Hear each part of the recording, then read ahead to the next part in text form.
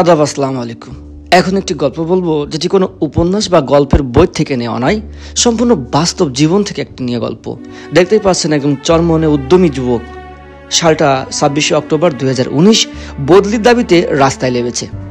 কারণ কি, এই শিক্ষকের নিয়োগ হয়েছে বাড়ি থেকে প্রায় 400 কিলোমিটার দূরে। বদলি প্রত্যেকটি ডিপার্টমেন্টে রয়েছে, সরকারি বেসরকারি স্বায়ত্তশাসিত সবখানেই বদলি রয়েছে। সরকারি শিক্ষকরা প্রত্যেক বছরই বদলি সুযোগ পায়, কিন্তু এনটিআরসি এর মাধ্যমে নিয়োগপ্রাপ্ত মেধাবী শিক্ষকরা জীবনে কখনোই আর বদলি সুযোগ পায় না।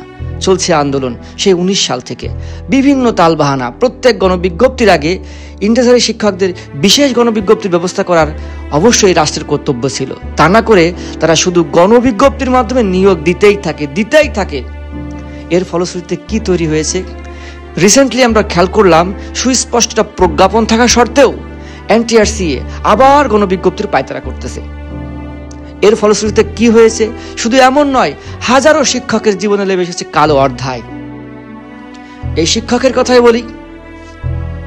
পরিবার থেকে দূরে থাকার ফলে অতিরিক্ত হাইপার টেনশন, বিষণ্ণতা এবং অর্থকষ্টের ফলে আজ তৈরি হয়েছে মরণ ব্যাধি ডায়াবেটিস, এবং শেষ স্তরে এসে পৌঁছে গেছে নেফ্রন বা কিডনিতে সমস্যা।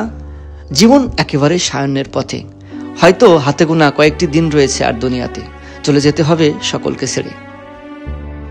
দূর জেলাতে নিয়োগপ্রাপ্ত শিক্ষক যারা শুধু মোবাইলে গল্পটি শুনলেন, প্রস্তুত থাকেন, এমন দিন হয়তো আপনার জীবনেও আসতে পারে।